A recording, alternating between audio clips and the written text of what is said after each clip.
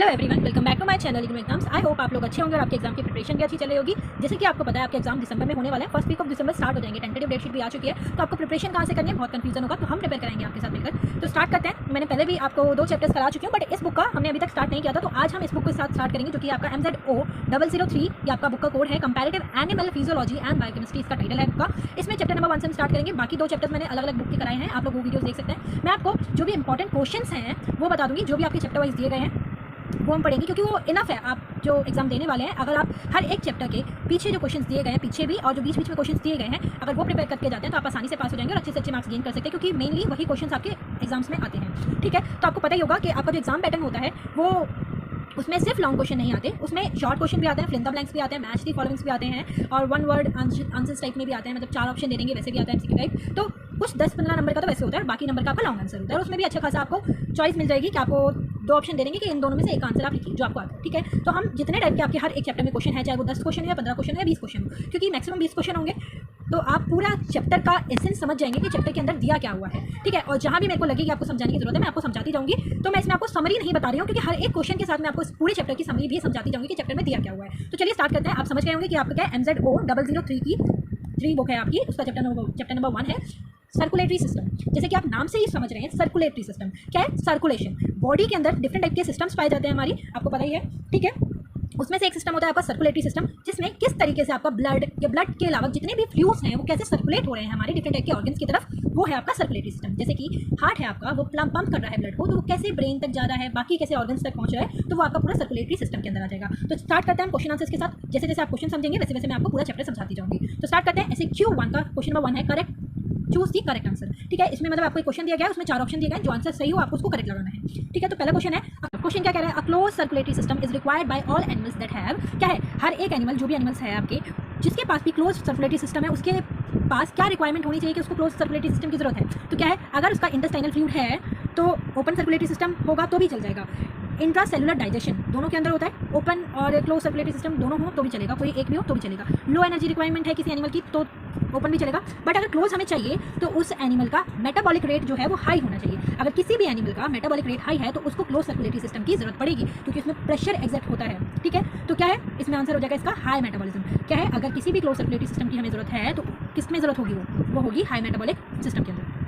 ठीक है, next question है आपका, in the open circulatory system hemolymph is not segregated from, क्या है, जो ओपन सर्कुलेटरी सिस्टम होता है उसमें हीमोलिम्फ किससे सेग्रीगेट नहीं होता। हीमोलिम्फ क्या होता है, हीमोलिम्फ ही हम ब्लड को बोलते हैं, ब्लड का ही दूसरा नाम है हीमोलिम्फ, जो कि आपका बायोलॉजी में बोलते हैं। ठीक है, तो इसमें क्या पूछा है कि जो ओपन सर्कुलेटरी सिस्टम होता है उसमें जो आपका ब्लड है वो किससे सेग्रीगेट नहीं होता, डिफरेंट नहीं होता, तो वो किससे नहीं होता, इंटेस्टाइनल फ्लूइड से।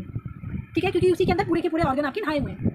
नेक्स्ट क्वेश्चन है आपका क्वेश्चन नंबर 2 ऐसे क्यू सेकंड का है, tick mark the correct answer. ये भी वही है, आपको एक क्वेश्चन दिया गया है और आपको 4 में से एक आंसर सही लगाना है कि क्या है। ठीक है, तो पहला क्वेश्चन क्या है, stroke volume is, stroke volume क्या होती है, तो स्ट्रोक वॉल्यूम क्या होती है, volume of blood pumped by left ventricle during single heart beat. क्या है, जो हमारी लेफ्ट वेंट्रिकल होती है, हार्ट का डायग्राम तो आप सभी को पता होगा कि आयोटा होता है, राइट वेंट्रिकल होती है, लेफ्ट वेंट्रिकल होती है, राइट आर्ट्रियम होता है, लेफ्ट आर्ट्रियम होता है, 4 चैम्बर होते हैं आपके। तो आप देख लीजिएगा, आई डोंट थिंक सो कि आपको इतना सब कुछ डीपली बताने की जरूरत है। अगर आपको लगे कि बताना है तो मैं नेक्स्ट टाइम पूरा का पूरा डायग्राम के साथ आपके पास ले आऊँगी। ठीक है, नेक्स्ट वीडियो में। तो आपको पता है हार्ट का डायग्राम, डिफरेंट टाइप के चैम्बर्स होते हैं, 4 चैम्बर होते हैं, आर्ट्रियम होता है, वेंट्रिकल्स होते हैं, लेफ्ट और राइट में वो डिवाइडेड होता है, आयोटा होता है। तो स्ट्रोक वॉल्यूम किसको बोलते हैं, स्ट्रोक वॉल्यूम क्या है, volume of blood pumped by the left ventricle during a single heart beat. जब भी जो लेफ्ट वेंट्रिकल आपका पंप करता है ब्लड को, वॉल्यूम ऑफ ब्लड को पंप करता है जब लेफ्ट वेंट्रिकल एक सिंगल हार्ट बीट के अंदर, तो उसको हम बोलते हैं स्ट्रोक वॉल्यूम। ठीक है, तो ये इसका आंसर हो जाएगा। नेक्स्ट है आपका cardiac output is equal to, जो कार्डियक आउटपुट है वो किसके इक्वल होता है, तो वो इक्वल होता है आपका stroke volume multiplied by the heart rate. Stroke volume को हम मल्टीप्लाई कर देंगे अगर हार्ट रेट के साथ, तो वो हमारा हो जाएगा हमारा cardiac output. Cardiac output, fill in the blank है आपका नेक्स्ट क्वेश्चन। नेक्स्ट क्वेश्चन है fill in the blank, fill in the blank with appropriate word from the text. Sino arterial node is the dash of the heart, कि जो हमारी cyano arterial node होती है वो heart की क्या होती है, हार्ट का क्या होता है, वो पेस मेकर। पेस मेकर क्या है, जो आपकी इम्पल्स थ्रू करे साइनो आर्टरियल नोड के थ्रू, कि जो इम्पल्स करे आपको, इम्पल्स को जनरेट करे और दूसरे हार्ट मतलब उनके हार्ट तक पहुंचाए उसको। Electrical impulse started at the small pieces of muscles and spread across the dash. क्या है, इम्पल्स इलेक्ट्रिकल इम्पल्स को स्टार्ट करेगा पीस मेकर और डिफरेंट टाइप के मसल्स तक और आर्टरिया तक पहुंचाएगा उसको, आर्टरिया आ जाएगा इसके अंदर। तो क्या है, साइनो आर्टरियल नोड आपका एक टाइप का पेस मेकर है हार्ट के लिए, जो कि इलेक्ट्रिकल इम्पल्स को स्टार्ट करता है स्मॉल पीस ऑफ मसल्स के थ्रू और उसको डिफरेंट टाइप के मसल्स तक और आर्टरिया तक भेजता है। नेक्स्ट है आपका, in the heart and the impulse from the AV node is conducted through the dash of to the dash of the ventricle. क्या है ये क्वेश्चन, क्या कह रहा है, जो हमारी हार्ट है, हार्ट के अंदर जो एवी नोड से इम्पल्स जनरेट होती है, कंडक्ट होती है, वो कहाँ से कहाँ तक होती है, तो वो होती है बंडल ऑफ हिस से स्टार्ट होकर पदकंजी फाइबर्स ऑफ वेंट्रिकल्स तक वो जाती है। नेक्स्ट क्वेश्चन है आपका क्वेश्चन नंबर 3। क्वेश्चन नंबर 3 है सेलेक्ट दी 4 ट्रू स्टेटमेंट। आपको इसमें 6 स्टेटमेंट दी गई हैं, 6 में से आपको 4 स्टेटमेंट पता होनी चाहिए कि कौन सी ट्रू है। तो arteries are generally have a larger diameter than veins. नहीं, ये गलत है। क्या है, जो डायमीटर ऑफ वेन्स होगा वो ज़्यादा बड़ा होगा आर्टरीज के कंपैरिजन में, तो ये हमारी रॉन्ग हो जाएगी। Capillaries are made up of single layer of endothelial cell surrounded by the basal membrane. तो ये ट्रू स्टेटमेंट है हमारी। क्या है, जो हमारी कैपिलरीज होती हैं वो single layer of endothelial cell से मिलकर बनी होती हैं, ठीक है, और ये सराउंडेड होती हैं बेसल मेम्ब्रेन के थ्रू, तो ये ट्रू हो जाएगा हमारा। The arteries near the heart are more elastic and damped the oscillation in blood flow. क्या है, जो हमारी हार्ट के साइड की जो आर्टरीज होती हैं वो ज़्यादा इलास्टिक होती है और डम्पेंड होती हैं ऑस्किलेशन ऑफ ब्लड फ्लो के लिए, तो ये भी ट्रू है हमारा। Whole blood is more viscous than plasma because the presence of blood cells. तो जो हमारा होल ब्लड होता है भाई, होल ब्लड है वो ज़्यादा विस्कस होता है, मतलब उसकी विस्कोसिटी ज़्यादा होती है, ज़्यादा थिक टाइप का होता है प्लाज्मा के कंपैरिजन में, क्योंकि वहाँ पे हमारे ब्लड सेल्स पाए जाते हैं, तो ये भी ट्रू हो जाएगा हमारा। The maximum pressure during the heart beat is systolic pressure. तो आपको पता है 2 टाइप के आपके प्रेशर होते हैं, सिस्टोलिक और डायस्टोलिक। जो आपका ब्लड प्रेशर को डिनोट करता है, तो जो maximum pressure during heart beat exits होता है उसको हम सिस्टोलिक प्रेशर बोलते हैं, और जो मिनिमम प्रेशर होता है वो डायस्टोलिक प्रेशर होता है, तो ये भी ट्रू है। The maximum pressure during the heart beat is known as diastolic pressure. जब ये पहले हमने ट्रू बता दिया कि मैक्सिमम प्रेशर आपका सिस्टोलिक है, तो ये मिनिमम प्रेशर होना चाहिए डायस्टोलिक के लिए, तो ये आपका फॉल्स हो जाएगा। तो आपको पता है ये 4 स्टेटमेंट आपकी जो रेड है वो ट्रू है, बाकी ये 2 फॉल्स है, ठीक है। नेक्स्ट क्वेश्चन है आपका question number 4, state the true and false. आपको बतानी है कौन सी स्टेटमेंट आपकी ट्रू है और कौन सी फॉल्स है। तो फर्स्ट है आपका haemorrhage reduce both venous and arterial blood pressure. Haemorrhage क्या है, जब ब्लड लॉस हो जाए किसी की बॉडी से, आपका एक्सीडेंट हुआ ना हो ऐसे, ठीक है, बट किसी का एक्सीडेंट होता है तो उसमें क्या है, ब्लड लॉस हो जाता है इंसान का, हेमरेज हो गया उसको। जब हेमरेज हो जाएगा, ब्लड लॉस हो जाएगा, तो जो वेन होगी और आर्टरीज होगी उसका ब्लड प्रेशर क्या होगा, कम हो जाएगा। जब ये हमारी वेन है या आर्टरीज है, इसके अंदर इतना सारा ब्लड है तो इसमें प्रेशर ज़्यादा लग रहा है, बट जब ये वेन हमारी इसमें से ब्लड बाहर निकल जाएगा तो इसमें से प्रेशर भी कम हो गया। जब हम पानी छोड़ते हैं किसी पाइप के थ्रू तो उसमें प्रेशर ज़्यादा है, ठीक है, जब हम पानी को बंद कर देंगे तो प्रेशर कम हो जाएगा, तो ये ट्रू स्टेटमेंट हो जाएगी आपकी। नेक्स्ट आपका water stimulates the facial receptor that inhibit the breathing and cause a marked bradycardia. Bradycardia का मतलब क्या होता है, ब्रेडिकार्डिया का मतलब होता है 2 टाइप की टर्म्स होती हैं आपकी, ब्रेडिकार्डिया एंड टेकिकार्डिया। ब्रेडिकार्डिया का मतलब है आपकी जो नॉर्मल पल्स रेट या हार्ट रेट आप करें तो नॉर्मल होती है आपकी 60 बीट पर मिनट से 100 बीट पर मिनट, मतलब 1 मिनट के अंदर आपकी जो हार्ट रेट है 60 बार मिनिमम होनी चाहिए, मैक्सिमम 100 तक है। अगर 60 से कम अगर आपकी हार्ट रेट हो जाती है या पल्स रेट हो जाती है तो उस टर्म को हम बोलते हैं ब्रेडिकार्डिया। नेक्स्ट है हमारा टेकिकार्डिया। जब भी आपकी जो पल्स रेट या हार्ट रेट होगी वो 100 से ज़्यादा हो जाएगी, मतलब 1 मिनट में 100 से ज़्यादा बार आपका दिल धड़कने लगे, तो वो टर्म होगी हमारी टेकिकार्डिया, मतलब आपको टेकिकार्डिया हो गया है, आपका दिल ज़्यादा जोर से धड़क रहा है, ठीक है। तो water stimulates the facial receptor that inhibit the breathing and causes a marked bradycardia. क्या है, जब भी वाटर स्टिमुलेट होगा हमारे फेशियल रिसेप्टर थ्रू तो वो हमारी जो ब्रीदिंग रेट होगी उसको इनहिबिट कर देगा और साथ ही साथ ब्रेडिकार्डिया करेगा। तो हाँ, ये ट्रू स्टेटमेंट है आपके लिए। जब आपकी ब्रीदिंग रेट कम हो जाएगी, इनहिबिट कर देगा, तो वो ब्रेडिकार्डिया करेगा। आपकी जब ब्रीदिंग रेट कम होगी तो आपकी हार्ट रेट भी कम हो जाएगी, ट्रू स्टेटमेंट है। During exercise the cardiac output and heart rate increases up to 10 times above the resting level, however small phase plays in the stroke volume। क्या है, कार्डियक आउटपुट का मतलब क्या है कि जब भी स्ट्रोक वॉल्यूम, हमने कार्डियक आउटपुट पढ़ा था, stroke volume multiplied by heart rate. क्या है, जब भी आप एक्सरसाइज करते हैं तो आपकी हार्ट रेट बढ़ जाती है, मतलब उस टाइम पे आपकी बॉडी को ऑक्सीजन की डिमांड और ब्लड की डिमांड ज़्यादा होती है। तो जब ये चीज़ें होती हैं, एक्सरसाइज होगी, तो उस टाइम में आपका कार्डियक आउटपुट और हार्ट रेट भी बढ़ जाएगा, और इतना बढ़ जाएगा मतलब 10 टाइम्स बढ़ जाता है, 10 गुना बढ़ जाता है नॉर्मल स्टेट की कंपैरिजन में। मतलब जब आप लेटे हुए हैं तो आपका हार्ट रेट नॉर्मल है, और जब आप उसमें एक्सरसाइज कर रहे हैं, भाग रहे हैं, दौड़ रहे हैं, तो आपका हार्ट रेट 10 गुना बढ़ जाता है। तो ये प्लेस ऑफ स्ट्रोक वॉल्यूम, तो ये ट्रू स्टेटमेंट है या नहीं, तो ये ट्रू स्टेटमेंट आपकी हो जाएगी, ठीक है। Small changes take place of, आगे भी लिखा है क्या, during exercise cardiac output and heart rate increases up to 10 times above the resting level, however small changes take place in the stroke volume. जब भी कोई स्मॉल चेंज होगा stroke volume में और आप एक्सरसाइज करेंगे तो आपका कार्डियक आउटपुट भी बढ़ेगा, साथ ही साथ आपकी हार्ट रेट भी 10 गुना बढ़ जाएगी रेस्टिंग लेवल के कंपैरिजन में, तो ये ट्रू हो जाएगी स्टेटमेंट। नेक्स्ट है आपका during exercise blood flow to the brain and heart rate increases. क्या है, आप ये मान लीजिए जब भी आप एक्सरसाइज करेंगे तो हर एक चीज़ इंक्रीज ही होती है, डिक्रीज बहुत कम चीज़ होती है। तो जब एक्सरसाइज करेंगे तो जो आपका ब्लड फ्लो है ब्रेन की तरफ और हार्ट की तरफ वो इंक्रीज होगा, तो यस वो इंक्रीज होगा, तो ये भी ट्रू स्टेटमेंट है आपकी। ये आपके छोटे छोटे क्वेश्चन कंप्लीट हो गए। अब आपका है लास्ट टर्मिनल क्वेश्चन, जो कि आपका चैप्टर वाइज हर एक चैप्टर के अंदर मिलता है, तो ये ज़्यादा इंपॉर्टेंट हो जाता है, क्योंकि शॉर्ट क्वेश्चन तो वो चेंज भी कर सकते हैं, बट ये आप समझ लेंगे तो आप बना कर भी अपने आंसर्स लिख सकते हैं। तो सबसे पहला क्वेश्चन है, what are the advantages of close circulatory system in your opinion, which is superior, close and open circulatory system. तो क्वेश्चन क्या कह रहा है, देखिए जब भी आप एग्जाम में जाएं तो आप सबसे पहले क्वेश्चन को पढ़िए और उसको दोबारा अपने माइंड में रिकॉल कीजिए कि क्वेश्चन क्या रहा है। पहले क्वेश्चन की लैंग्वेज समझिए कि एक ही क्वेश्चन के अंदर दो टाइप के क्वेश्चन तो नहीं छुपे हुए, क्योंकि जो क्वेश्चन की मार्किंग स्कीम होती है वो क्वेश्चन के ऊपर ही डिपेंड करती है। जैसे इसमें दो टाइप के क्वेश्चन आपसे पूछे गए हैं कि क्वेश्चन के अंदर क्या पूछा है, सबसे पहले what are the advantages of close circulatory system, कि जो क्लोज सर्कुलेटरी सिस्टम होता है उसका एडवांटेजेस क्या है। तो एक क्वेश्चन ये हो गया। नेक्स्ट क्या है, इन your opinion which superior, closed end open circulatory system. तो दूसरा ये यहाँ से बन गया कि क्या है,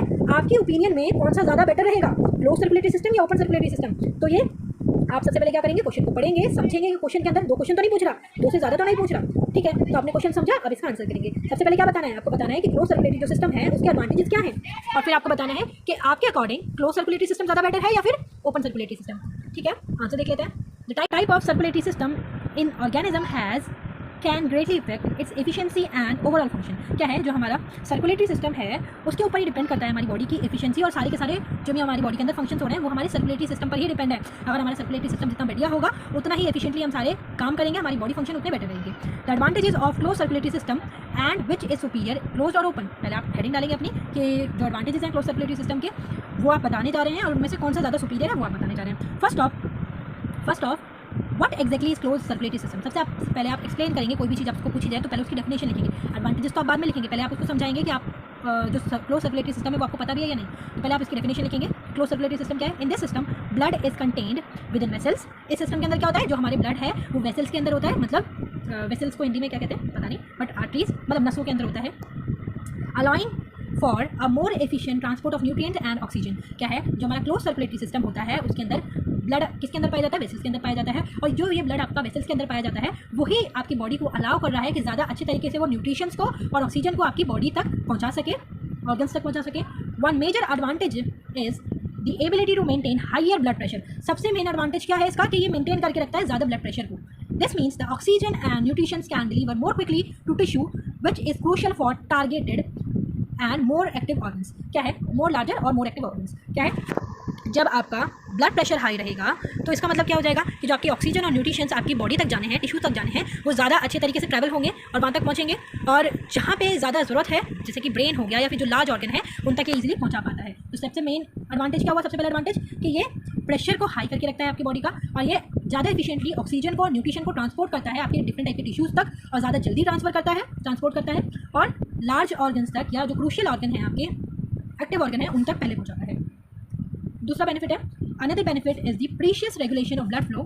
In a closed circulatory system, the body can direct blood to specific area as needed, like when you are exercising or when an organ need more oxygen. The level of control is simple not possible to the open circulatory system where the blood flow freely and can't be directed as effectively. क्या है, दूसरा benefit क्या है इसका, कि जैसे कि आपके बॉडी के अंदर डिफरेंट टाइप के ऑर्गन है, और सारे डिफरेंट टाइप के ऑर्गन्स का अपना अपना फंक्शन है। जैसे कि हमारा ब्रेन है वो अलग काम करता है, हार्ट है वो अलग काम करता है, किडनी अलग काम करती है। तो सबसे ज़्यादा ब्लड की ज़रूरत किसको पड़ती है, न्यूट्रिशन की, ऑक्सीजन की ज़रूरत ब्रेन को पड़ती है। तो जो आपका क्लोज सर्कुलेटरी सिस्टम होता है वो आपको हेल्प करता है कि जहाँ पे ज़्यादा ज़रूरत है ब्लड की या फिर न्यूट्रिशन की या ऑक्सीजन की, उस तक पहले पहुँचाया जाए, और बाकी जो छोटे ऑर्गन्स हैं आपके उन तक बाद में पहुँचाया जाए। ठीक है, जो ये चीज़ आपकी ओपन सर्कुलेटरी सिस्टम में नहीं हो सकती, क्योंकि उसमें कोई डायरेक्शन नहीं है ब्लड जाने की, न्यूट्रिशन जाने की, क्योंकि उसमें सारे के सारे ऑर्गन्स आपके डूबे पड़े हैं। ठीक है, नेक्स्ट है, moreover close circulatory system help protect the blood from the pathogen and toxins. Since blood contained within vessels is reduced exposure to the external environment compared to the open circulatory system where lymph bathed the organ directly. क्या है, अगर हम comparison करें open circulatory system के साथ, तो close circulatory system में क्या होता है कि आपकी जो डिफरेंट टाइप की वेसल्स है वो आपको डिफरेंट टाइप के पैथोजेंस और टॉक्सिन से प्रोटेक्ट करके रखती है, ब्लड को प्रोटेक्ट करके रखती है, और कोई भी जो आपके टॉक्सिन्स या पैथोजन जो भी वायरसेस बैक्टीरिया हैं उनसे बचा के रखती है, और डिफरेंट टाइप के एक्सटर्नल एनवायरनमेंट से भी बचा के रखती है ब्लड को, जो कि आपका ओपन सर्कुलेटरी सिस्टम में पॉसिबल नहीं है, क्योंकि उसमें डायरेक्टली ही ऑर्गन आपके डूबे पड़े हैं। Now let's compare this with an open circulatory system. While it can be similar and required less energy maintained, it lacks the efficiency and control found in a closed system. For smaller organs like insect and molluscs, an open circulatory system work well due to their size and metabolic need. But the larger animals, especially mammals, a closed circulatory system is clearly superior. तो आप अब बता रहे हैं क्या कि दोनों में से कौन सा ज़्यादा बेटर है? तो आप क्या बताएंगे कि जो अगर आप देखें कि जो स्मॉल इंसेक्ट होते हैं, छोटे छोटे इंसेक्ट्स हैं जैसे कि मोलस्कस हो गया आपका, उनके लिए जो ओपन सर्कुलेटरी सिस्टम है वो तो बेटर है, क्योंकि उनको ज़्यादा एनर्जी की ज़रूरत नहीं होती है और ज़्यादा मेटाबॉलिक रेट उनका हाई नहीं रहता है, तो उनके लिए ओपन सर्कुलेटरी सिस्टम चल जाएगा। बट अगर हम एनिमल्स की बात करें, जो स्पेशली बड़े एनिमल्स हो गए आपके, स्पेशली मैमल्स हो गए, ह्यूमन बींग्स हो गए, उनके लिए क्लोज सर्कुलेटरी सिस्टम ही सुपीरियर रहेगा, क्योंकि उसके कितने सारे एडवांटेजेस हैं वो आपने पहले ही बता दिए। In conclusion, the advantages of close circulatory system, higher pressure, better regulation and protection makes them suited for the complex organ. तो इसमें आपने क्या बताया कि जो क्लोज सर्कुलेटरी सिस्टम होता है वो ज़्यादा बेटर है ओपन सर्कुलेटरी सिस्टम से। तो आई होप आप लोग आंसर समझ गए होंगे। क्वेश्चन नंबर सेकंड देखते हैं। क्वेश्चन नंबर सेकंड क्या कह रहा है, describe in brief the cardiac conduction pathway and cardiac cycle. आपको ब्रीफली डिस्क्राइब करना है कार्डियक कंडक्शन पाथवे और कार्डियक साइकिल। मतलब इसमें भी आपको दो क्वेश्चन पूछे गए हैं। पहला आपको बताना है कि कार्डियक कंडक्शन पाथवे क्या है, और फिर आपको दूसरा बताना है कि कार्डियक साइकिल से आप क्या समझते हैं। ठीक है, तो ब्रीफली डिस्क्राइब करना है दोनों के दोनों। तो आंसर स्टार्ट करते हैं। The heart is an incredible organ and understanding its conduction pathway and cardiac cycle it is key to grasping how it work. क्या है जो आपका कार्डियक कंडक्शन पाथवे और कार्डियक साइकिल है, वो दोनों क्या है, हार्ट से रिलेटेड है। हार्ट के अंदर क्या हो रहा है, वही हार्ट का ही दूसरा नाम है कार्डियक। ठीक है, तो अगर हमें ये दोनों के दोनों पाथवे या साइकिल समझनी है तो हमें सबसे पहले समझना पड़ेगा कि ये हार्ट हमारा जो ऑर्गन है वो काम कैसे करता है। जब तक हम इसके काम को नहीं समझेंगे, इसके कंडक्शन पाथवे और साइकिल को नहीं समझ सकते। तो सबसे पहले आप हेडिंग डालेंगे, फिर स्टार्ट करेंगे आपका आंसर। तो आंसर देख लेते हैं। First, the cardiac conduction pathway starts at the sino arterial node और एसए नोड। क्या है, सबसे पहले आपका जो कंडक्शन पाथवे है वो स्टार्ट होता है साइनो आर्टेरियल नोड के साथ, जिसको हम एसए नोड भी बोलते हैं, which is located in right atrium. जो एसए नोड है आपकी राइट आर्टरियम के अंदर लोकेट होती है। This is your heart natural pacemaker and generating electrical pulses that trigger each heartbeat from SA node. That impulses spread through the arteria causing them to contract and push blood into ventricles. क्या है, जो सबसे पहले आपकी conduction pathway है वो start होती है साइनो आर्टेरियल नोड के साथ। साइनो आर्टेरियल नोड को आप एसए नोड भी बोलते हैं। एसए नोड जो है आपकी वो लोकेट होती है आपकी राइट आर्टरियम के अंदर, और राइट आर्टरियम से ये क्या करती है, ये आपका एक टाइप का नेचुरल पेसमेकर है जो कि कुदरती भगवान ने आपको दिया हुआ है। पेसमेकर ये क्या करता है, इसका काम होता है कि इलेक्ट्रिकल इंपल्स को जनरेट करे वहाँ से हार्टबीट की तरफ से। ईच हार्टबीट के अंदर, हर एक हार्टबीट के अंदर ये इलेक्ट्रिकल इंपल्स को जनरेट करती है। कहाँ से जनरेट करती है, एसए नोड से जनरेट करती है इंपल्स को और आर्टरिया तक लेकर जाती है। ठीक है, इलेक्ट्रिकल इंपल्स जनरेट होगी एसए नोड से और आर्टरिया तक जाएगी। आर्टरिया तक जब ये जाएगी तो ये आपके प्रेशर को बढ़ाएगी, कॉन्ट्रैक्ट करेगी वेसल्स को और पुश करेगी ब्लड को वेंट्रिकल्स के तरफ। ठीक है, तो सबसे पहला पॉइंट क्या हो गया आपका कि जो कंडक्शन पाथवे है आपका वो एसए नोड से स्टार्ट होता है, जो कि एसए नोड आपकी राइट आर्टरियम में लोकेट है। और एसए नोड आपका एक नेचुरली पेसमेकर है जो कि जनरेट करती है इलेक्ट्रिकल इंपल्स को हर एक हार्टबीट के अंदर। और एसए नोड इंपल्स जनरेट करेगी कहाँ से, एसए नोड से इंपल्स जनरेट होगी और आर्टरिया तक जाएगी, और साथ ही आपके ब्लड को कॉन्ट्रैक्ट करेगी, मतलब वेसल्स को कॉन्ट्रैक्ट करेगी और पुश करेगी ब्लड को आपकी वेंट्रिकल्स की तरफ। ठीक है, तो पहला पॉइंट आपको समझ आएगा। नेक्स्ट पॉइंट क्या है, impulse reaches to the atrio ventricle node. पहले तो साइनो आर्टरियल नोड तक था, फिर ये जो इंपल्स जनरेट हुई और वेंट्रिकल तक पहुंची तो ये कहाँ पहुंचेगी, नेक्स्ट नोड पहुंचेगी आपकी आर्टरियो वेंट्रिकल नोड तक। आर्टरियो वेंट्रिकल नोड जिसको हम एवी नोड भी बोलते हैं, वहाँ तक इंपल्स पहुंच गई। This node serves as critical relay station briefly delaying the signal that ensure that ventricles fill completely with blood before they contract। क्या है, जब ये इंपल्स एवी नोड तक पहुंचती है, जो एवी नोड है आपका वो एक क्रिटिकल रिले स्टेशन की तरह काम करता है और ये इंश्योर करता है कि जब तक ब्लड पूरा कंप्लीटली नहीं आ जाता वहाँ तक एवी नोड तक, तब तक वो ब्लड को कॉन्टैक्ट नहीं करेगा। After this delay, the impulse travel down the bundle of his, which divided into right and left bundle branches along the interventricular septum। क्या है, जब ये इंश्योर कर लेती है कि ब्लड पूरा पहुंच गया, डिले कर देती है उसको और फिर कॉन्ट्रैक्ट करती है ब्लड को। ये कॉन्ट्रैक्ट होकर इंपल्स से ब्लड ट्रैवल करता है बंडल ऑफ हिस की तरफ, जो कि बंडल ऑफ हिस भी आपका दो टाइप के ब्रांचेस के अंदर डिवाइडेड है, एक इंटरवेंट्रिकुलर सेप्टम के through. These branches lead to Purkinje fiber that spread throughout the ventricles. This network ensure that both ventricles contract simultaneously, pumping blood through the lungs and body efficiently। क्या है, ये branches divided होकर Purkinje fibre बनाती हैं आपकी, जो कि spread करता है वेंट्रिकल्स को, और ये नेटवर्क इंश्योर करता है कि दोनों टाइप की वेंट्रिकल्स के अंदर साइमल्टेनियसली, मतलब साथ ही साथ में ब्लड पंप हो और लंग्स तक इफिशिएंटली पहुंच जाए वो, और बाकी बॉडी तक भी पहुंच जाए। ठीक है, तो ये था आपका conduction pathway, cardiac conduction pathway. Next है आपकी कार्डियक साइकिल। कार्डियक साइकिल क्या है, ब्रीफली डिस्क्राइब करने का मतलब होता है कि ज़्यादा लंबा चौड़ा नहीं बताना आपको, शॉर्ट में आप बता सकते हैं। ठीक है, तो आपने शॉर्टली वो बता दिया, काफ़ी है। नेक्स्ट है आपका cardiac cycle. This cycle consist of two main phases. जो कार्डियक साइकिल होती है आपकी दो मेन फेजेस के अंदर होती है, डायस्टोल और सिस्टोल। ठीक है, ये दो फेजेस क्या होते हैं आपके, डायस्टोल और systole. During diastole the heart muscle relax allowing the chamber to fill with blood. क्या है, डायस्टोल के अंदर क्या होता है कि आपका हार्ट मसल जो होती है, हार्ट की जो डिफरेंट टाइप की मसल्स हैं वो रिलैक्स कर जाती हैं और वो क्या करती है, रिलैक्स कर जाती हैं और अलाउ करती है कि जो ब्लड है आपका वो चैम्बर के अंदर फिल हो जाए आराम से, और मैं रिलैक्स करती हूँ। तो डायस्टोल के अंदर क्या होगी, जो ब्लड वेसल्स हैं आपकी और ब्लड मसल हार्ट मसल्स हैं वो रिलैक्स कर जाएंगी और अलाउ करेंगी चैम्बर से ब्लड फिल हो जाए। The atria contract first follow the ventricles during systole when the pump blood out of the heart. जब सिस्टोल होगा, सिस्टोल के अंदर क्या होता है कि जो आर्टरिया है वो कॉन्ट्रैक्ट करेगी तो ब्लड को पुश करेगी, पंप करेगी कि बाकी के हार्ट तक ब्लड पंप होकर पहुँच जाए। तो सिस्टोल का मतलब क्या है कि pumping of blood to the heart, और डायस्टोल का मतलब हो गया कि हार्ट की जो मसल्स है वो रिलैक्स कर जाए और ब्लड उसमें भर जाए। मतलब ये आपका हार्ट है, हार्ट ऐसा नहीं होता यूजुअली, मैं बता रही हूँ। हार्ट अगर ये है आपका है तो मसल क्या है, रिलैक्स हो गई है, रिलैक्स हो गई मसल कि इसमें ब्लड आपका भर जाए, तो उसको हम बोलेंगे डायस्टोल। फिर जब ये कॉन्ट्रैक्ट करेंगी मसल्स और ये बाकी के डिफरेंट टाइप के मसल्स तक ब्लड को पहुँचाएंगी, मतलब हार्ट की जो डिफरेंट टाइप के मसल है वहाँ तक ब्लड को पहुँचा रही है कंट्रैक्शन करके सिकुड़ के, तो उस टाइप को बोलेंगे हम सिस्टोल। तो यही आपका होता है 2 टाइप के कार्डियक साइकिल के अंदर, फेसेस, डायस्टोल और सिस्टोल। इसी को हम बोलते हैं आपका ब्लड प्रेशर भी बोलते हैं, डायस्टोल प्रेशर और सिस्टोल प्रेशर, ठीक है, जिसमें होता है आपका 120/80 mmHg, ये आपका क्या है, ब्लड प्रेशर है। तो जो 120 क्या है आपका, तो ये आपका सिस्टोलिक बीपी हो जाएगा, ये आपका डायस्टोलिक है। क्या है, सिस्टोलिक के अंदर आप समझ गए, डायस्टोलिक के अंदर आप समझ गए होंगे 2 टाइप के आपके फेजेस हैं कार्डियक साइकिल के। The entire cycle is about 0.8 second at rest. क्या है, जो पूरी की पूरी आपकी साइकिल है, ये अगर कोई नॉर्मल इंसान रेस्टिंग पोजीशन में है तो 0.8 सेकंड की आपकी साइकिल होती है। With diastole lasting longer than systole, the systemic process is crucial for maintaining blood flow and ensuring the oxygen reaches every part of the body. क्या है, ये आपने साइकिल समझ ली कि कितने सेकंड की होती है रेस्ट पर। जो डायस्टोल होता है वो आपका लॉन्ग लास्टिंग होता है सिस्टोल के कंपैरिजन में।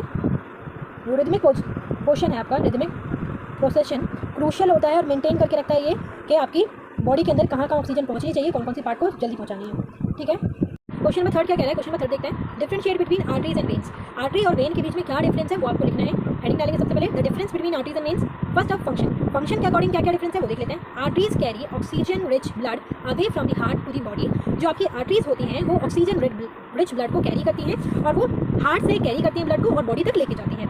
Think of them as highway of oxygen. हम दोनों को, जो आपकी आर्टरीज और वेन्स हैं, दोनों को हम क्या है, हाईवे की तरह मान लेते हैं, जो कि आपको कैरी करती हैं ऑक्सीजन को और बॉडी तक पहुँचाती हैं। On the slip side, veins transport oxygen poor blood back to the heart. जो आपका वेन का काम क्या होता है कि जो ऑक्सीजन पुअर ब्लड हो, जिसको डीऑक्सीजनेटेड ब्लड भी बोलते हैं, उसको कैरी करे और वापस ब्लड तक पहुंचा दे। They are like return lands making sure the deoxygenated blood get recycled. क्या है, ये दोनों के दोनों लैंड्स की तरह काम कर रहे हैं और ये इंश्योर कर रहे हैं कि जो आपका डीऑक्सीजनेटेड ब्लड है वो वापस हार्ट को देकर उसको ऑक्सीजनेटेड ब्लड के अंदर रिसाइकिल कर दिया जाए। नेक्स्ट है स्ट्रक्चर के अकॉर्डिंग अगर देखें, arteries have thick muscular wall that can withstand high pressure from the heart pumping action. क्या है, जो आर्टरीज होती हैं आपकी वो थिक होती हैं, मोटी होती हैं, मस्कुलर वॉल होती है उनकी, और वो ज़्यादा प्रेशर को भी ज़्यादा प्रेशर को भी हैंडल कर सकती है और पंप करती हैं आपके हार्ट के एक्शंस को। This elasticity help maintain blood flow even when your heart beats. क्या है, ये जो इसकी इलास्टिसिटी होती है ये क्या करती है, ये हेल्प करती है कि जब भी आपका ब्लड फ्लो होता है या फिर हार्ट बीट भी करता है, हर टाइम हार्ट बीट करता है, तो तब भी उसको ब्लड फ्लो को मेंटेन करके रख सके। In contrast, vein thinner wall and large lumen the design allow them to hold more blood and operate under low pressure. जबकि अगर कंपैरिजन करें तो वेन्स जो होती हैं हमारी कंपैरिजन टू आर्टरीज वो थिन होती हैं, पतली होती हैं, उनकी जो वॉल्स हैं पतली हैं, जो उनका ल्यूमेन है वो भी लार्ज है, बड़ा है, और इसका डिज़ाइन जो है उसको अलाउ करता है कि अगर प्रेशर भी लो है तब भी अपना काम एफिशिएंटली कर सके, ठीक है। वेल्व, अगर वेल्व देखें वेन्स और आर्टरीज के, तो veins are equipped with one way valve that prevent blood from flowing back. क्या है, जो वेन्स हैं आपकी, वेन्स के अंदर एक वे वेल्व होता है जो एक ही साइड जाता है और वो प्रिवेंट करता है, बचा के रखता है कि बैक फ्लो ऑफ ब्लड ना हो सके, मतलब वापस बैक फ्लो में ना जा सके ब्लड, उसको बचा के रखता है। Specially in the legs where gravity is factor. जहाँ पे हमारे लेग है, हमारा पैर है, वहाँ पे ग्रेविटी काम करती है ना, तो ब्लड फ्लो नीचे होना चाहिए ज़्यादातर, तो वहाँ पे हमारे डिफरेंट टाइप के वेल्व्स पाए जाते हैं जो कि ब्लड फ्लो को प्रिवेंट करता है कि बैक फ्लो ऑफ ब्लड ना हो सके। Arteries don't need these valves because the pressure from the heart keeps the blood moving in one direction. जो आर्टरीज हैं, आर्टरीज के पास कोई वेल्व की जरूरत नहीं है, क्योंकि आर्टरीज में ज़्यादा प्रेशर लगता है और हार्ट जब प्रेशर एग्जिस्ट करता है तो वो एक ही डायरेक्शन में ब्लड फ्लो होता है। लोकेशन के अकॉर्डिंग देखें तो दोनों में क्या डिफरेंस है। Arteries are typically found deeper within the body while veins are more superficial and visible beneath the skins. क्या है, जो आर्टरीज हमारी होती हैं वो ज़्यादा डीपली होती हैं, बॉडी के ज़्यादा अंदर होती हैं, जबकि जो हमारी वेन्स हैं वो बिल्कुल हमारी स्किन के सुपरफिशियल में फील होती हैं।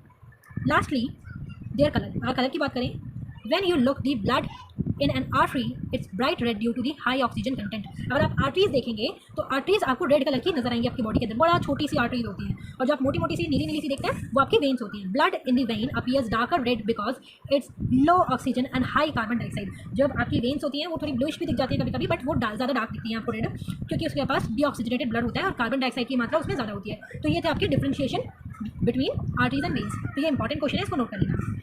नेक्स्ट क्वेश्चन आपका, explain with the help of diagram fluid exchange across the capillary wall. दूसरी टाइप की वेन जो आपकी वेसल होती है वो होती है कैपिलरी। तो आपको एक्सप्लेन करना है डायग्राम के साथ कि जो फ्लूइड एक्सचेंज हो रहा है कैपिलरी वॉल के बिटवीन वो किस तरीके से हो रहा है, वो आपको इसमें बताना है। तो क्वेश्चन आप समझ गए होंगे, आंसर देखते हैं इसका। आंसर क्या है, fluid exchange across the capillary wall is a vital process in our body ensuring that nutrients, gas and waste products are efficiently transported between blood and tissue। जो हमारी फ्लूइड एक्सचेंज होता है capillary wall के अंदर वो एक vital process है, मतलब इंपॉर्टेंट प्रोसेस है हमारी बॉडी का, जो कि इंश्योर करता है कि हमारी डिफरेंट टाइप की गैसेज हैं, न्यूट्रिशंस हैं और वेस्ट प्रोडक्ट हैं वो एफिशिएंटली ट्रांसपोर्ट हो जाएं ब्लड और टिश्यू के बीच में। ठीक है, first of we have two main forces at play, hydrostatic pressure and osmotic pressure. क्या है, जो हमारे दो मेन फोर्सेज होते हैं जो की रोल प्ले करते हैं, एक है आपका हाइड्रोस्टैटिक प्रेशर, दूसरा है आपका osmotic pressure. Hydrostatic pressure generated by the heart pumping action pushes fluid out of the capillaries into the surrounding tissue. जो आपका हाइड्रोस्टैटिक प्रेशर होता है वो मेनली जनरेट होता है हार्ट की तरफ से, जो कि एक पंपिंग एक्शन की तरह काम करता है और आपका जो फ्लूइड है उसको पंप करता है, पुश करता है कैपिलरीज से डिफरेंट टाइप के सराउंडिंग्स की तरफ। This crucial for delivering oxygen and nutrition to the cell. जो ये आपका हाइड्रोस्टैटिक प्रेशर है वो एक क्रूशियल रोल प्ले करता है, क्योंकि ये हेल्प करता है कि जो आपकी ऑक्सीजन है और न्यूट्रिशन है उसको सेल्स तक पहुँचाया जा सके। नाउ दी ऑस्मोटिक प्रेशर, दूसरा प्रेशर कौन सा है आपका osmotic pressure. This pressure is primarily due to proteins in the blood like albumin which attract water back into the capillaries. It work to pull fluid back in the balancing the fluid that pushes out. क्या है, ये एक type का force है जो primarily proteins के through होता है आपके ब्लड के ऊपर, जैसे कि प्रोटीन आपका एक टाइप का हो गया एल्बुमिन, जो कि अट्रैक्ट करता है वाटर को और बैक फ्लो होने से बचाता है। It work like pull fluid back in balancing the fluid that pushes out. क्या है, ये काम करता है कि जो हमारा फ्लूइड है बैक फ्लो ना हो जाए, पुल बैक ना हो जाए उसका, और जो फ्लूइड की मात्रा है वो बैलेंसली रहे। So what happen at the capillary wall. तो कैपिलरी वॉल के अंदर होता क्या है, पिक्चर अगर मैं दिखाऊँ आपको, इस पिक्चर के अंदर आप देखिए, मैं समझाती हूँ, पहले आपको पढ़ के फिर आपको समझाती हूँ। In this picture, on side you have blood flowing through the capillaries with high hydrostatic pressure. On the other side, there are tissue that need nutrition and oxygen. As blood flow through the some fluid leaks out the essential space. This where the nutrition exchange occur. क्या है, जो ये pressure है ये आपकी दिख रही है, यहाँ से आर्टेरियल एंड है आपका, ये एक वीनस एंड है, यहाँ से आपका ब्लड इस डायरेक्शन में जा रहा है। इस डायरेक्शन में जब ब्लड जा रहा है तो क्या यहाँ से प्रेशर जो आपका है वो ज़्यादा लग रहा है, तो ये आपका हाइड्रोस्टैटिक प्रेशर यहाँ से लग रहा है, ज़्यादा प्रेशर है, यहाँ से हाइड्रोस्टैटिक प्रेशर लग रहा है और ये आगे तक इसको मेंटेन करके रखा है कि किस तरीके से ये जाएगा और कैसे ये फ्लो करेगा। ठीक है, blood flow through the fluid leak out of the intestinal space. This is where nutrition exchange occur. क्या है, ये आपके डिफरेंट टाइप के पोर्ट्स आपको दिख रहे हैं, यहाँ पे आपके एक्सचेंज ऑफ गैसेज और ब्लड का होता है। In an healthy system, sorry, however not all fluid remain in the tissue. The osmotic pressure from the protein in the blood draws some of the fluid back into the capillaries. This dynamic balance is crucial for maintaining the fluid level in the body. क्या है, जब भी pressure exist हो रहा है तो ये नहीं कि सारा का सारा प्रेशर जाकर सारा का सारा ब्लड फ्लो आगे कर देगा, जो वापस ब्लड यहाँ बच जाता है वो मेंटेन करता है कि अब्जॉर्प्शन हो जाए और वो आपकी ब्लड का फ्लो मेंटेन करके रखेगा। ठीक है, in an healthy system about 85% of the blood fluid that leave the capillaries return through the osmotic pull. The remaining 15% is picked by the lymphatic system and eventually reach to the circulation. क्या है, अगर एक healthy system अगर हम देखें, human being है, healthy system अगर देखें तो 85% ऑफ जो फ्लूइड है आपका वो कैपिलरीज के अंदर रिटर्न आ जाता है ऑस्मोटिक पुल के थ्रू, और जो बाकी बचा हुआ 15% है वो पिक होता है वापस लिम्फेटिक सिस्टम के थ्रू। ठीक है, visualise this process, imagine sponge soaking up water, this represent how tissue absorb nutrition, this picture squeezing the sponge, this is how osmotic pull flow back into the circulation. आप एक sponge की तरह समझ लीजिए, एक sponge होता है sir, एक स्पॉन्ज है, जब आप उसको पानी के साथ अटैच करेंगे तो वो सोख लेगा पानी को, पर पूरा का पूरा तो नहीं सोखता, फिर भी उसमें जो ऑस्मोटिक पुल है वो रहता है और वो पानी वहीं का वहीं रह जाता है 15%। तो ये उसी की तरह काम कर रहा है आपका। ठीक है, तो ये आप इसके साथ डायग्राम बना सकते हैं। कुछ नहीं है, पहले आपका हाइड्रोस्टैटिक प्रेशर लग रहा है, ब्लड जा रहा है, फ्लूइड जा रहा है, पर ये पूरा का पूरा यहाँ मेंटेन भी कर रहा है, रीअब्जॉर्ब भी हो रहा है, फिल्ट्रेशन हो रहा है, नेट मूवमेंट भी हो रही है, और बाकी का थोड़ा बहुत फ्लूइड है इसमें बच भी जाता है ऑस्मोटिक पुल के थ्रू। ठीक है, तो ये आपका था क्वेश्चन नंबर 4 भी कंप्लीट हुआ। क्वेश्चन नंबर 5 देख लेते हैं। क्वेश्चन नंबर 5 क्या कह रहा है, क्वेश्चन नंबर 5 है आपका describe the mechanism of blood pressure regulation under 3 extreme condition. अगर 3 एक्सट्रीम कंडीशंस आपको दे दी जाएँ तो उन 3 एक्सट्रीम कंडीशंस के अंदर आपका जो ब्लड प्रेशर रेगुलेशन का मैकेनिज्म है वो किस तरीके से काम करेगा वो आपको बताना है। ठीक है, तो ये एक इंपॉर्टेंट क्वेश्चन है, ये आपके एग्जाम में जरूर रिपीट होगा, आएगा जरूर, तो आप इसको लर्न कर लेना। ठीक है, तो आपको क्या बताना है इसमें कि नॉर्मल हम रह रहे हैं तब हमारा ब्लड प्रेशर रेगुलेशन अलग काम कर रहा है, बट अगर 3 एक्सट्रीम कंडीशन हो, कोई भी कंडीशन आप लिख सकते हैं, जैसे कि आप ड्राइविंग कर रहे हैं, एक्सरसाइज कर रहे हैं, हाई ऑल्टीट्यूड पे जा रहे हैं, तो एक्सट्रीम कंडीशन हो जाती है बॉडी के लिए, जिसमें हमें प्रेशर अलग मिलता है, ऑक्सीजन डिमांड ज़्यादा हो जाती है, तो उसमें हमारा ब्लड प्रेशर रेगुलेशन किस तरीके से होगा वो आपको बताना है। ठीक है, आंसर स्टार्ट करते हैं। क्वेश्चन आप समझ गए होंगे। Body has a remarkable way of regulating blood pressure even in extreme condition. जो हमारी बॉडी है वो एक इस तरीके से बनी है कि हम एक्सट्रीम कंडीशन में भी अगर जाएंगे तब भी वो अच्छे तरीके से ब्लड प्रेशर रेगुलेट कर सकती है। ठीक है, सबसे पहले हम देखते हैं एक कंडीशन हाई ऑल्टीट्यूड की। हाई ऑल्टीट्यूड मतलब जब आप पहाड़ पे चढ़ते हैं तो पहाड़ पे चलते हैं तो हाई ऑल्टीट्यूड पे पहुंच जाते हैं। हाई ऑल्टीट्यूड पे क्या होता है, जो हमारी एयर का प्रेशर होता है वो कम हो जाता है और ऑक्सीजन भी वहाँ पे हमें कम मिलती है, तो उसमें कैसे हमारी ब्लड प्रेशर रेगुलेट होगा वो देख लेते हैं। When you ascend to high altitude, the air pressure drops, leading to less oxygen available for your body. जब हम हाई ऑल्टीट्यूड पे जाते हैं, पहाड़ों पे जाते हैं, तो हमारा जो एयर प्रेशर होता है वो कम हो जाता है और हमारी बॉडी की ऑक्सीजन लेवल तो हमें उतना ही चाहिए, पर वहाँ पे ऑक्सीजन लेवल कम होता है पहाड़ों पर, हाई ऑल्टीट्यूड पर. To compensate your heart rate increased and blood vessel constrict which raise the blood pressure. तब जब ऑक्सीजन डिमांड भी ज़्यादा है और ऑक्सीजन कम है वहाँ पे, तो क्या करेगी हमारी बॉडी इसको कंपनसेट करने के लिए क्या करेगी, हार्ट रेट को बढ़ा देगी. हार्ट रेट बढ़ जाएगी, साथ ही साथ जो हमारी वेसल्स हैं, वेन्स, आर्टरीज हैं, उसको कंस्ट्रिक्ट कर देगी, मतलब सिकोड़ेगी, तभी तो हार्ट रेट बढ़ेगी, जिससे हमारा प्रेशर भी बढ़ जाएगा. तो ये आपको हेल्प करेगा कि जहाँ भी ऑक्सीजन रिच ब्लड की ज़्यादा ज़रूरत है उस तक जल्दी वो ब्लड पहुँच जाएगा, मतलब ब्रेन तक जल्दी पहुँच जाएगा. बट थोड़ा तो कंपनसेट कर लेगी बॉडी, बट आप ज़्यादा ही ऑल्टीट्यूड पे जाते रहेंगे तो आपको एक सिकनेस भी हो जाती है जिसको बोलते हैं हम ऑल्टीट्यूड सिकनेस, और उसको मैनेज करना इंपॉर्टेंट है. अगर मैनेज नहीं करती तो वो डेंजरसली आपके लिए हो सकता है. नेक्स्ट है आपकी इंटेंसिव एक्सरसाइज. अगर ज़्यादा ही एक्सरसाइज आप कर रहे हैं, वो भी एक्सट्रीम कंडीशन हो गई, उस टाइम पे बॉडी कैसे आपका प्रेशर रेगुलेट करेगी. During workout your muscle demand more oxygen and nutrition. क्या है, जब आप एक्सरसाइज करते हैं तो आपकी बॉडी ज़्यादा ऑक्सीजन डिमांड करती है और न्यूट्रिशन भी ज़्यादा मांगती है. Your body respond by increasing cardiac output. This means your body pumped faster and harder. जब आप एक्सरसाइज करते हैं तो आपकी बॉडी को ज़्यादा न्यूट्रिशन चाहिए, ऑक्सीजन चाहिए, तो उसके लिए बॉडी क्या करती है, वो अपनी कार्डिक आउटपुट को बढ़ा देती है. कार्डिक आउटपुट बढ़ने का मतलब क्या हो गया कि वो हार्ट रेट को बढ़ा देगी, हार्ट को ज़्यादा जोर से पंप करेगी, जिससे क्या होगा, ब्लड वेसल्स जो होंगी आपकी मसल्स की वो डायलेट होगी. पहले में क्या हो रही थी, कंस्ट्रिक्ट हो रही थी तो ब्लड प्रेशर बढ़ रहा था. कंस्ट्रिक्ट मतलब सिकुड़ रही थी, डायलेट होना मतलब फैल जाना, आपकी जो वेसल्स होंगी वो फैल जाएंगी, जिससे क्या होगा, आपका जो ब्लड प्रेशर है वो कम हो जाएगा. Intensively while systolic blood pressure raise significantly during exercise. जो आपका सिस्टोलिक ब्लड प्रेशर होता है वो सिग्निफिकेंटली बढ़ जाता है एक्सरसाइज के टाइम पे, जबकि जो डायस्टोलिक ब्लड प्रेशर है वो रिमेन सेम रहता है, जबकि वो कम भी हो सकता है. ठीक है, this is a perfect example of how our body adapt to maintain efficiency. ये आपका परफेक्ट एग्जाम्पल है वर्कआउट का कि किस तरीके से हमारी बॉडी अडेप्ट कर लेती है खुद को एफिशिएंटली. लास्ट हम एक एक्सट्रीम कंडीशन ले लेते हैं डिहाइड्रेशन की. डिहाइड्रेशन हो गया मतलब पानी की कमी हो गई, फ्लूइड लॉस हो गया हमारी बॉडी में. तब क्या होगा, When you lose fluid, जब आप फ्लूइड लॉस हो जाएगा बॉडी के अंदर, वेदर यू स्वेटिंग और illness, your body volume decreases. अगर आपका फ्लूइड लॉस किसी भी तरीके से हो रहा है, चाहे आपको डिहाइड्रेशन की तरफ से होगा, या फिर आपको डायरिया हो गया, या फिर हेमरेज हो गया कि पानी चला गया, आपका ब्लड लॉस हो गया, फ्लूइड लॉस हो गया, किसी भी तरीके से हो रहा है, तो उसमें क्या होगा, जो आपकी ब्लड वॉल्यूम है वो कम हो जाएगी. This trigger a series of responses. जब ब्लड वॉल्यूम कम हो जाएगी तो क्या होगा, सीरीज ऑफ रिस्पॉन्सेज करेगी आपकी body. Your kidney conserve water by producing less urine और hormone like vasopressin thick in contrasting vessels. As a result by blood pressure में initially dropped but your body work hard to stabilize it. These compensate mechanisms. क्या है, इसमें क्या होगा, different type के mechanism इसमें start हो जाएंगे. सबसे पहले क्या होगा, जब आपकी बॉडी में ही फ्लूइड कम है तो यूरिन के थ्रू आपका फ्लूइड निकलता है, स्वेटिंग के थ्रू फ्लूइड निकलता है बॉडी से, तो बॉडी क्या करेगी, किडनी को सिग्नल्स भेजेगी कि अब इसकी यूरिन कम बनाई जाए, बाहर ज़्यादा यूरिन ना निकले, तो यूरिन कम जाएगी बॉडी के अंदर. हार्मोन वेसोप्रेसिन बढ़ जाएगा, जिससे क्या होगी, जो आपकी वेसल्स हैं वो कंस्ट्रिक्ट हो जाएंगी, सिकुड़ जाएंगी, जिससे आपका ब्लड प्रेशर बढ़ेगा और साथ ही साथ ब्लड प्रेशर डिक्रीज हो जाएगा, जो कि आपका वर्क हार्ड करेगा और स्टेबलाइज करेगा इसको कंपनसेट करने के लिए, इस मैकेनिज्म को. ठीक है, तो ये आपका डिफरेंट टाइप की तीन एक्सट्रीम कंडीशन के अंदर किस तरीके से आपका ब्लड प्रेशर रेगुलेशन होगा, किस तरीके से नहीं होगा, ये आपको लिखना था. तो ये आपका एक मोस्ट इंपॉर्टेंट क्वेश्चन है, ये आपके एग्जाम में जरूर रिपीट होगा, तो इसको आप लर्न करके जाइएगा.